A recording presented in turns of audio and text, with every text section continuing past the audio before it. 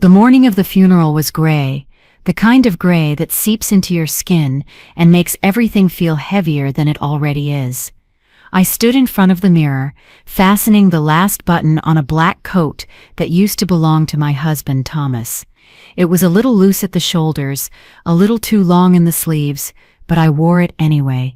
It was his favorite, and for some reason I thought maybe if I wore it, it would remind people that I had been his wife for nearly 40 years, that I had earned the right to be recognized as the woman who had stood by him through every storm. But as I looked at my reflection, I felt like a shadow wearing borrowed skin. Me hair, once carefully styled, now fell in tired waves around my face. My hands trembled as I tried to pin a small brooch to the coat's lapel. For years, I had been the one to manage the details: holidays, anniversaries, even his office parties. I made sure his ties were pressed, his shoes polished, his speeches practiced, and yet, here I was, alone in the silence of our bedroom, trying to hold myself together, with nothing but a pin and a coat that smelled faintly of cedar and the cologne he never left the house without. When I arrived at the chapel, the air was thick with murmurs, with perfume and damp umbrellas. People I barely knew came to shake my hand, whispering the standard phrases. "He was a good man. He'll be missed. You were so lucky to have him." I smiled politely, my face stiff, my cheeks aching from holding the same practiced expression. Lucky. That word sat in my chest like a stone. I positioned myself by the side aisle, near the entrance, not in the front row, where the widow was supposed to sit, but off to the side, where I could manage the flow of people, make sure everything stayed dignified. Thomas would have liked that. Appearances always mattered to him, even more than comfort, sometimes more than truth, and so even now I found myself slipping into the role he had trained me for, silent, dependable, invisible. Then the ceremony began. Our son, Aaron, walked slowly to the podium. He was 32 now, but as he adjusted the microphone, I saw a flicker of the boy he used to be, the one who would cling to my leg when strangers came to the house, the one who needed me to sit by his bed during asthma attacks. He looked handsome in his dark suit, his hair neatly combed back, his posture steady. My heart swelled with a mix of pride and aching grief. This was the moment I thought, maybe, just maybe, he would finally see me. He began his speech softly, thanking everyone for coming, speaking of his father's accomplishments, his discipline, his generosity. His voice wavered once, but he quickly steadied himself. Then he paused. He looked down at the notes in front of him, then back up at the crowd. "There's someone I want to give special thanks to," he said, his voice tightening. I leaned forward slightly, my breath caught in my throat. I believed, he was about to say, "My mother." I could almost hear it forming in his mouth, like a gift I had been waiting for all these years. Recognition. Validation.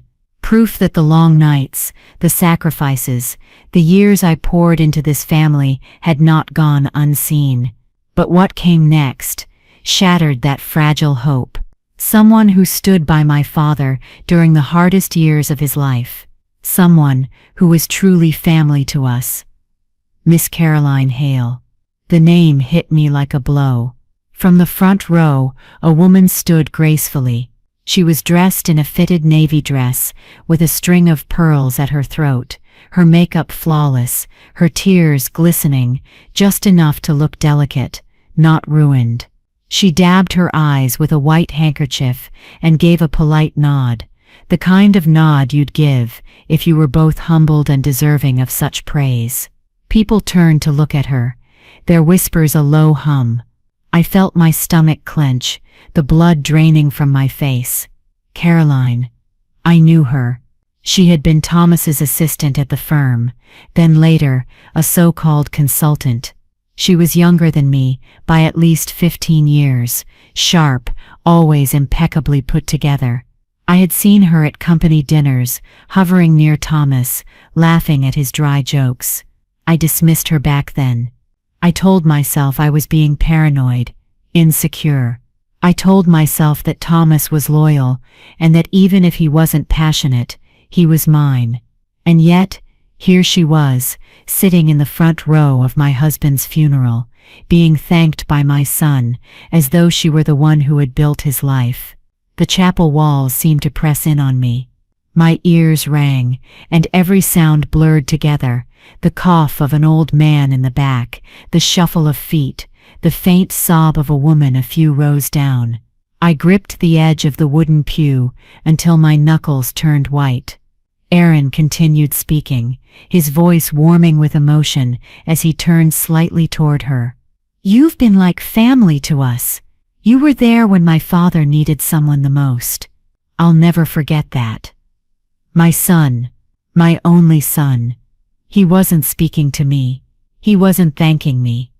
He was thanking her. I sat frozen, a mannequin in the corner, while the woman in pearls received the gratitude that should have been mine. My throat burned, but no tears came. I had learned long ago how to swallow my pain before anyone else could see it. When the ceremony ended, people lined up to shake my hand, their words blurring together. He was such a strong man. He always spoke so fondly of his work. "You must be so proud of Aaron." I nodded, murmuring thank yous, my lips moving like they belonged to someone else. Out of the corner of my eye, I saw Aaron lean down and whisper something to Caroline. She touched his arm gently, smiling through her tears. And then I heard it, clear as if he had said it into a microphone. "You're the one who's truly family." The words hollowed me out. I felt myself disappearing, as if I were fading into the floor tiles. This wasn't my husband's funeral. This was a coronation for the woman who had replaced me. And I, the wife, the mother, the one who had carried this family on my back for decades, had been written out of the story. Before I continue, I want to ask all of you to please give a like to this video and subscribe to my channel for more stories like mine. Your support means the world to me. Also, I'd love to know where you're watching from, so drop a comment telling me which country you're tuning in from. It's incredible to see how far this community of wonderful people has grown, and I'm so grateful to be able to share my story with you. When I came back home from the lawyer's office, I sat in the car for a long time before stepping out. The driveway looked the same as it always had. The garden shrubs were trimmed neatly, the mailbox still leaned slightly to one side, but I felt like I was standing in front of a stranger's house, not mine. I walked inside slowly. The air was heavy and quiet. The house still smelled faintly of Thomas's cologne, the kind he would spray before leaving for work. I had always thought that smell meant safety, routine. Now it felt like an intruder's scent, lingering in a space where I no longer belonged. I set my bag down and wandered through the rooms. Every corner carried his presence. His coat still hung by the door. His reading glasses sat on the end table beside his chair. His slippers were tucked neatly under the couch, as if waiting for him to come home and slide into them. I stood in the kitchen for a long time. On the counter sat a six-pack of the dark beer he liked. I had never cared for the taste. Too bitter, but he bought it every week without fail. I stared at the bottles and realized something simple and cruel. So many habits in this house had been his, not ours. I had lived inside his routines, not mine. That night, I tried to sleep, but couldn't. I lay awake staring at the ceiling, the silence pressing down on me. Finally, I got up and pulled out an old photo album from the shelf. The pictures told a story I wasn't sure I believed anymore. There we were in our 20s, smiling on the porch of our first apartment. There we were with baby Aaron. Both of us, looking exhausted but happy. There we were on a beach vacation. Thomas in swim trunks, me with my hair tied back, holding Aaron by the hand. At the time, those moments felt like proof of a family, proof of love. But now, Looking at them, I wondered if I had been the only one who saw it that way. I turned the pages slowly, my hand trembling. Tucked in the back pocket of the album was something I hadn't noticed in years, my old employee badge.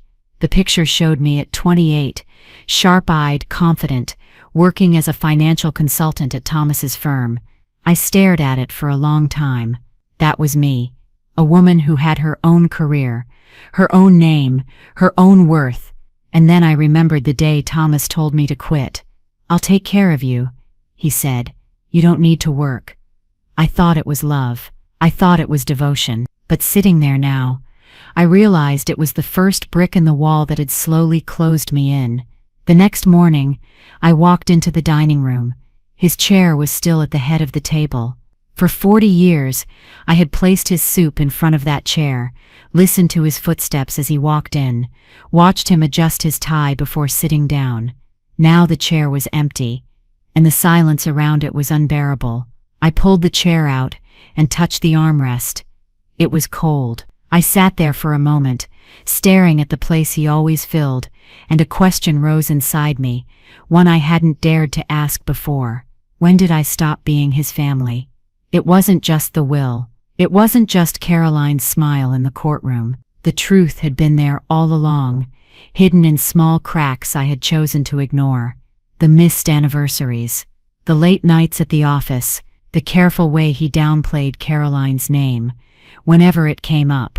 "She's just an assistant," he used to say. "Don't be paranoid." I wanted to believe him, so I did.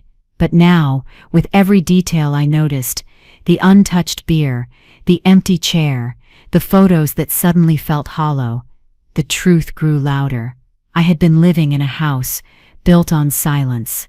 Later that afternoon, I went outside to bring in the mail. Our neighbor, Mrs. Lane, was out watering her roses. She was in her 70s, her back slightly bent, but her eyes still sharp. She looked at me and said gently, "You holding up all right?" I nodded, forcing a smile. Trying to. She hesitated, then added, "You know, I used to see Thomas out front with that woman sometimes. The one from the funeral. Caroline, was it? I always thought they seemed close." Her words were casual, almost careless, but they cut deep. I tried to keep my face steady. "When was that?" I asked quietly. "Oh, years ago," she said, thinking. "One winter, she even helped him hang Christmas lights. I figured she was some relative of his. Didn't realize." Her voice trailed off. I stood frozen. That Christmas, I had been upstairs with a swollen knee, unable to move much. Thomas had told me a neighborhood boy helped him with the lights, but it hadn't been a boy. It had been her. I thanked Mrs. Lane quickly and went back inside. My hands were shaking. I leaned against the kitchen counter, my chest rising and falling, as if I had just run a mile. It wasn't only the will. It wasn't only Aaron's words. This betrayal had been unfolding for years, right in front of me, and I had been too trusting, too blind, too loyal to see it. That night, I sat at the table with the photo album still open, the old badge resting beside it. For years, I had believed my marriage was at least steady, even if it wasn't full of passion. I thought I was safe inside it. But now I knew Thomas had already chosen someone else, long before the lawyer's words. The first cracks had always been there. I had just never wanted to look closely enough to see them. The day after Mrs. Lane spoke to me, I couldn't shake her words. "I used to see Thomas out front with that woman sometimes." They echoed in my head as I moved through the house, louder than the ticking clock on the wall, louder than the creak of the stairs under my feet. I tried to distract myself by cleaning. I wiped the counters, dusted the shelves, folded laundry, but everywhere I turned, I found traces of him, traces that no longer felt like mine. His handwriting on old grocery lists, his cufflinks still sitting in a dish on the dresser, a sweater draped neatly over a chair. When I opened one of the drawers in the study, I found something that stopped me cold. A stack of letters, tucked under old business files. I sat down in his chair and pulled them out with trembling hands. Most of them were addressed to Thomas, but not from clients. They were from a property company. The letters were signed under Caroline's name. I skimmed through them, my heart pounding. The words were simple: receipts, maintenance updates, reminders about payments. But it was the dates that cut me deepest. 6 years ago, 5 years ago. This wasn't new. He had been helping her for years, building her life quietly, while I believed we were building ours together. I pressed the letters against my lap and closed my eyes. My mind went back to all the times he told me he was too busy to travel, too busy for dinners, too busy to take a simple walk with me. Busy, he always said, busy with work. But work hadn't been the excuse. It had been her. Later that afternoon, I went across the street to see Mrs. Lane again. Her roses were blooming in pale pink, her garden alive despite the autumn chill. She welcomed me inside her sunroom with tea, her old cat curled on the couch. I hesitated before speaking, then finally asked, "Do you remember when Thomas started spending time with Caroline?" She pursed her lips, thinking, "Oh, I'd say at least 10, maybe 15 years ago. I remember once seeing them go to a concert together. I assumed you didn't like music events. And there was that Christmas, she helped with the lights. Honestly, I thought she was family. She was around so often. 15 years. Her words sat heavy between us. 15 years was not a fling. 15 years was a second life, lived in plain sight while I was managing the bills, caring for Aaron, keeping our home in order. I forced a smile for Mrs. Lane, but inside I felt hollow. On the walk back, the world around me blurred. The leaves on the ground crunched under my shoes. The air carried the faint smell of smoke from a nearby chimney, but none of it felt real. It felt like I was walking through someone else's neighborhood, someone else's story. Back in the house, I went down to the basement. There was an old cardboard box I hadn't touched in years, filled with photographs and loose papers. I pulled it out and carried it upstairs. Inside, I found pictures from company events. In one, Thomas stood next to Caroline, his hand resting lightly on her arm. He was smiling. Not the tight, polite smile he often wore at home, but a wide, relaxed grin I barely recognized. He looked younger in that picture, almost carefree. I stared at it until my eyes blurred, and then another photo slipped out. It showed Caroline, Thomas, and Aaron. My son was about 18, standing close to them, his smile shy, but not forced. On the corner of the picture, faint writing in pen read, "Our little family." I froze. My chest ached as if someone had reached inside and squeezed my heart in their hand. Our little family. It wasn't just Thomas. It wasn't just Caroline. My son had been pulled into their circle too. I sat on the floor with the photos scattered around me. My hands shook as I tried to gather them back, but the words wouldn't leave me. All these years, I thought I was the center of our family. I thought I was the one holding it together. But the truth was clear now. I had been slowly replaced, piece by piece, until I was nothing more than a shadow at the edge of their lives. That night, I couldn't eat. I sat at the dining table, staring at the empty chair across from me, the one that used to be his. I remembered all the nights I had brought him food there, the nights I had eaten alone when he said he was working late. I remembered the Christmas I spent upstairs with my knees swollen, while he was outside with her, stringing lights, building memories that weren't mine. The more I thought about it, the more I realized Caroline wasn't an accident in his story. She hadn't just appeared one day and stolen him away. She had been weaving herself into his life, into our life, for years. Slowly, quietly. She had taken my place until no one even noticed I was gone. I lit a candle on the kitchen counter, the flame flickering softly against the window. I stared at it for a long time, letting the silence settle around me. For the first time, I allowed myself to say it out loud, my voice barely above a whisper. She was never the other woman. I was. The words hung in the air, sharp and painful, but true. A week passed before I finally asked Aaron to meet me. I couldn't carry the weight of silence anymore. We chose a small cafe downtown, one we used to visit when he was younger. Back then, he loved their caramel desserts, sticky and sweet, always leaving sugar on his fingers.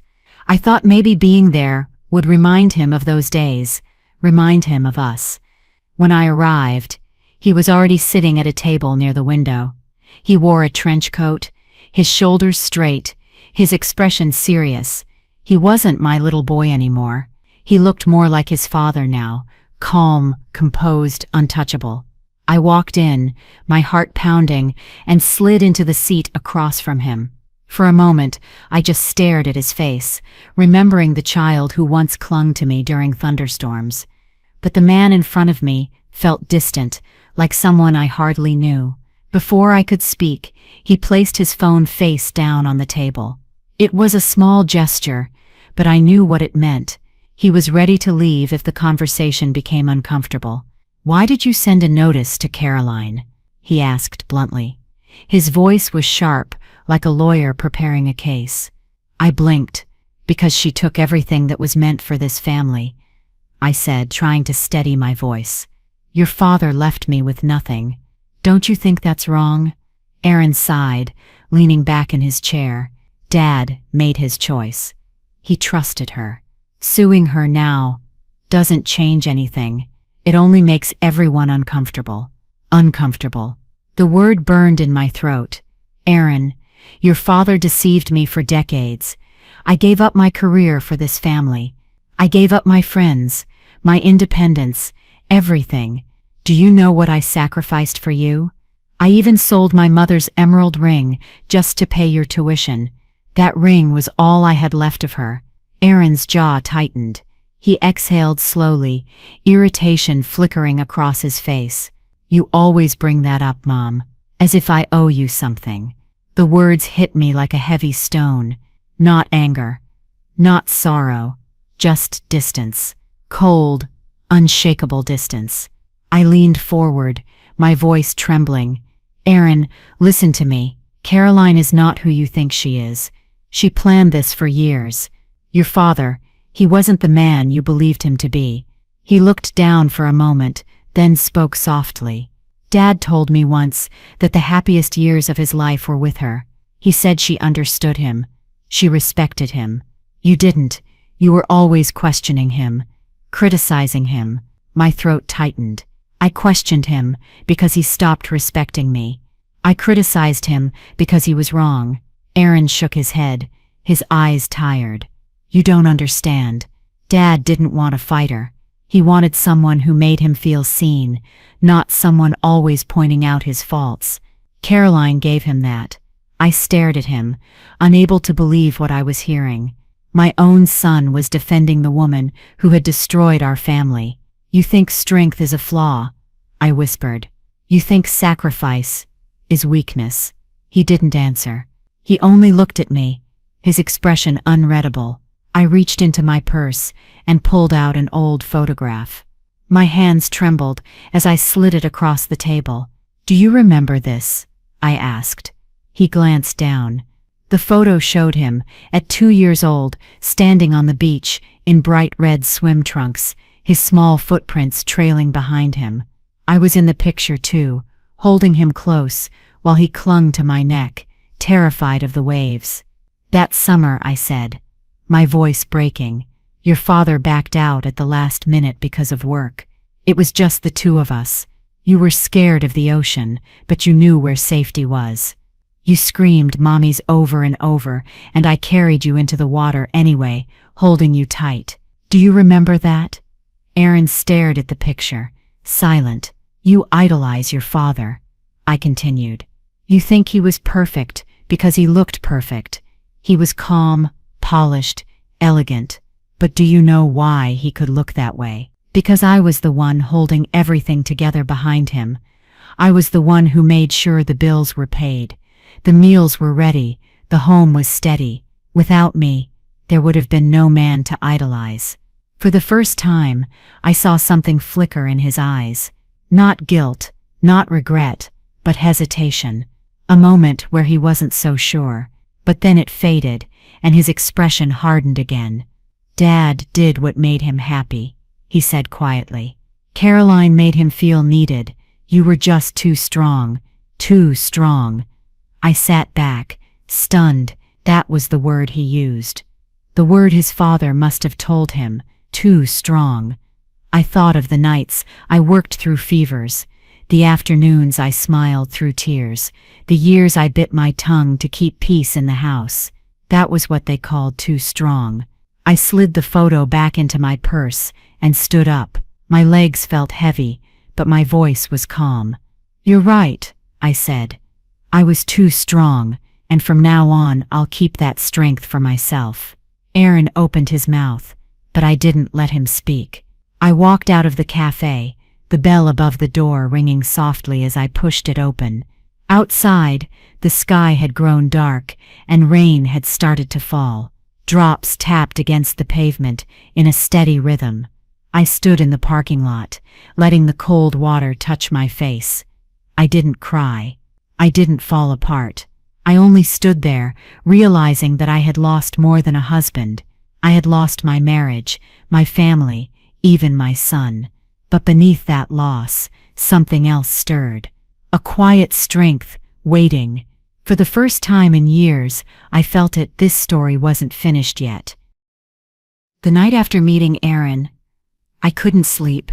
His words, too strong, kept circling in my head like a cruel echo. I lay in bed staring at the ceiling, listening to the faint tick of the clock on the wall. The house felt emptier than ever, as though the walls themselves had turned their backs on me. Finally I got up. My bare feet touched the cold floor, and I walked to Thomas's study. For years that room had been his space, his desk, his books, his rules. I used to respect that. I used to believe in leaving his world untouched, trusting that he had nothing to hide. But now I knew better. I switched on the lamp. The yellow light spilled across the desk, revealing the neat rows of pens, folders, and papers he always kept in order. My hands shook as I pulled open the drawers. At first it was only receipts, old files, notes.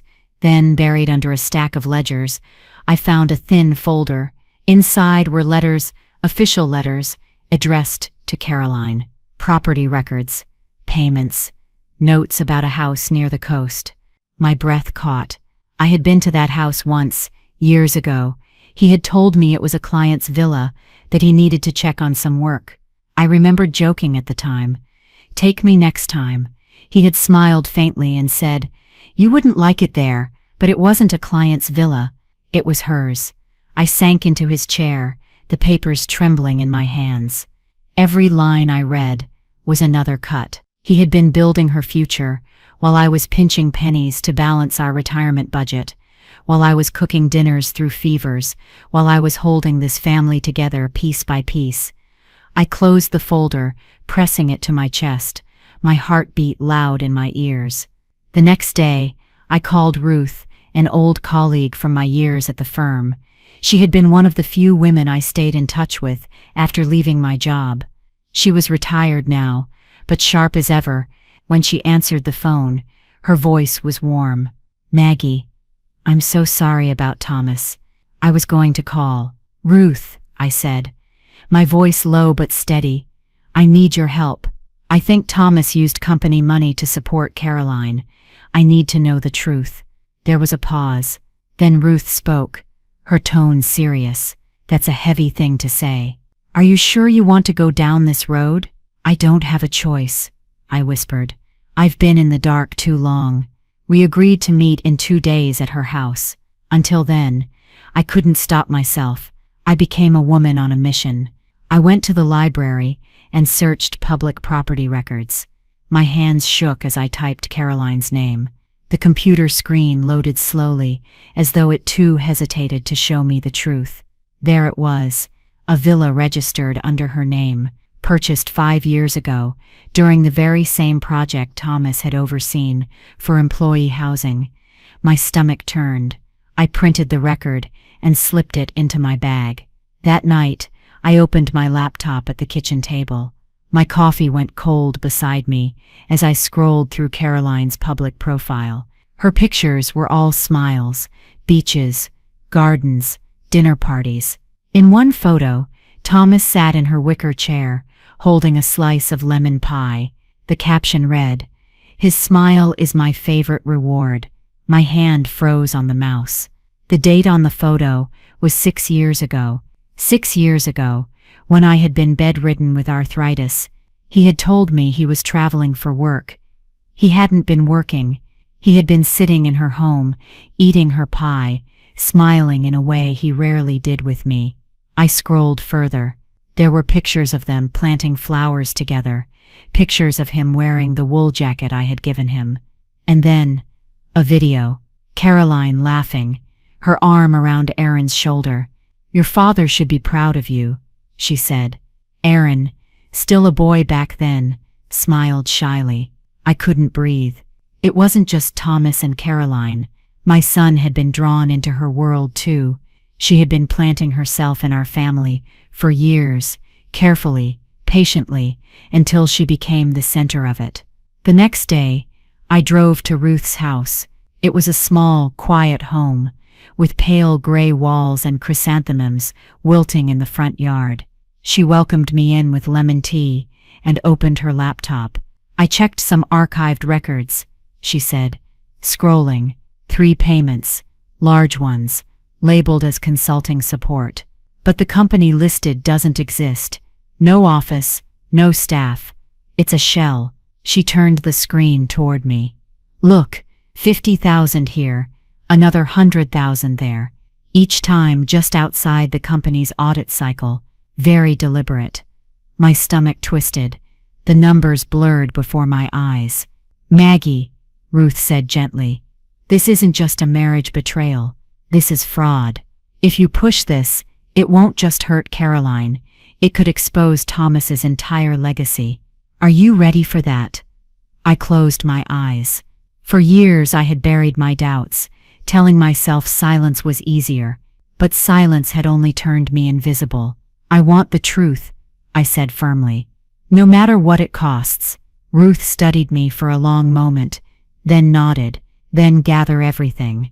Every letter, every photo, every record. Don't leave a single stone unturned." I drove home slowly, the autumn air sharp through the open window. The radio played a soft old song, one I hadn't heard in years. The words seemed to follow me, whispering, "You only find the truth when you stop pretending." When I reached home, I placed the papers from Ruth beside the printed records and Caroline's photos. I opened a new folder on my computer and titled it simply, "Evidence." For years I had been the silent wife, the one who smiled at parties, who kept the house clean, who held everything together without asking for thanks. But not anymore.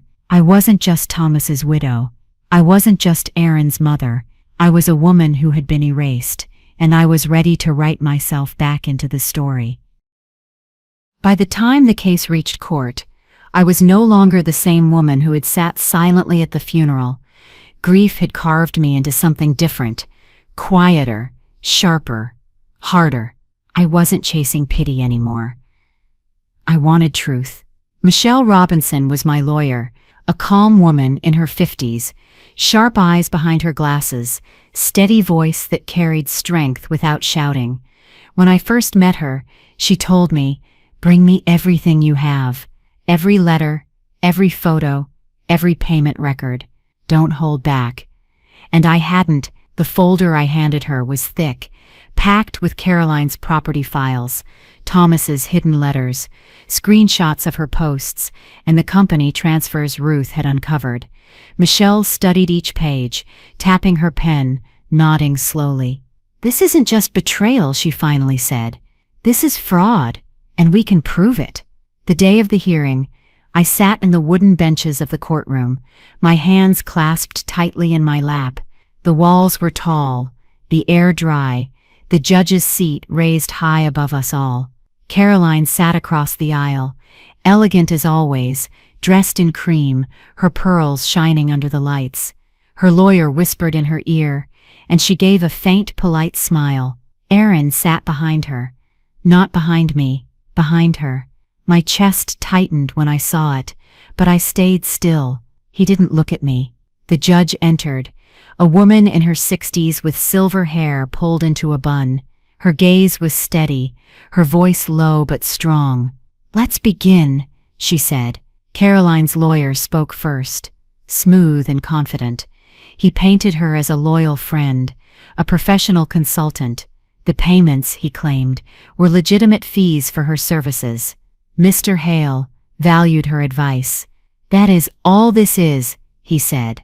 Caroline dabbed her eyes with a tissue at just the right moment, her performance neat and practiced. When it was Michelle's turn, she stood tall, her voice clear. "Your Honor," she began, "this case is not about friendship or consulting. It is about a man who used company money to secretly enrich his mistress while erasing his wife of 40 years. And we have proof." She handed the judge the documents Ruth had found, payments disguised as consulting fees, dates timed carefully to avoid audits, property records in Caroline's name, and then photos. Thomas smiling at Caroline's side, eating at her table, building her world while abandoning his own. Finally, Michelle called me to the stand. I walked slowly, my knees weak, but when I sat in the witness chair, I felt something steady rise in me. "Mrs. Hale," Michelle said gently, "can you tell the court what these last 40 years were to you?" I swallowed hard, looking at the judge. My voice trembled at first, but it grew stronger with each word. "I gave my life to that marriage. I gave up my career to take care of our home, to raise our son. I managed our money when times were hard. I stood by him when he was sick. I believed him when he said he would take care of me. And all the while, he was building another life with her." I glanced at Caroline. She kept her face calm, but her eyes flickered. I turned back to the judge. "When I found the will, I thought losing everything was the end. But then I found the papers, the payments, the lies, and I realized I wasn't just forgotten. I was cheated. My husband betrayed me as a wife. But more than that, he betrayed his company, his family, even his own name, and she helped him." The courtroom was silent. The judge watched me closely, her face unreadable. Caroline's lawyer tried to fight back. He produced fake invoices, papers Thomas had prepared, to make the payments look real, but they didn't match. Ruth's records, the dates, the amounts, they exposed the lies.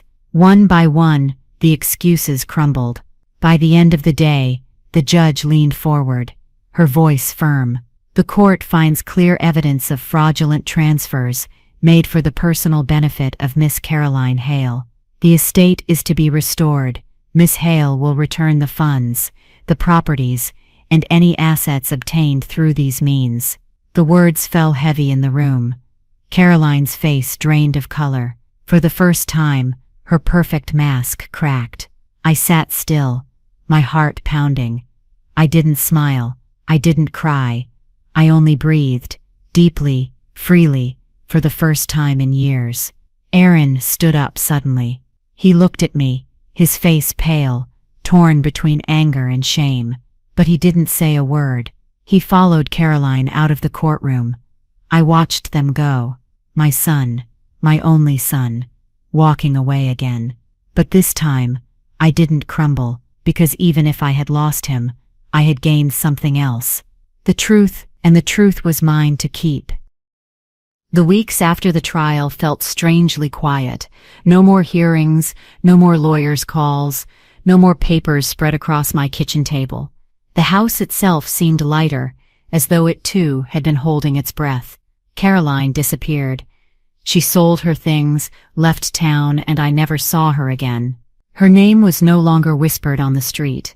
Her smile, her pearls, her practiced sweetness, they belonged to a world that had crumbled in court. I thought victory would feel like fireworks, like a celebration, but it didn't. It felt calm. It felt like breathing, after being underwater for too long. Of course there was still pain. I had won the case. Yes, but Aaron was gone. He didn't call. He didn't visit. He had chosen her side, even after the truth came out. Losing him hurt, more than losing Thomas ever could. A husband can betray you, but a child carries your heart inside him, and when he turns away, it feels like a piece of you has been torn out. Some nights, I lay awake wondering if he remembered the woman who carried him through storms, who defended him at school, who held him when his first love broke his heart. Did he remember that mother? Or had Caroline's shadow erased me from his story too? But even with that ache, I told myself something new. I would not disappear. Not again. I began with small steps.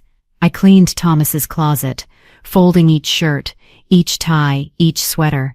I gave away what could be given, boxed up the rest. The cedar smell faded, and for the first time, that room belonged to me. I put a small chair near the window and filled the shelves with books I loved. I started cooking meals just for myself, not the heavy dishes Thomas preferred, but lighter food I enjoyed. I played music in the evenings, soft jazz, sometimes old folk songs. I lit candles in the kitchen, not because anyone was coming over, but because I liked the glow. One afternoon, I walked into the garden and stood by the crabapple tree I had planted 20 years ago. Last year, it had nearly died. Its branches were bare, its trunk cracked. I almost cut it down, thinking it was too late. But in the spring, it bloomed brighter than ever. I touched its bark and whispered, "You remind me of me." Months passed. Seasons changed.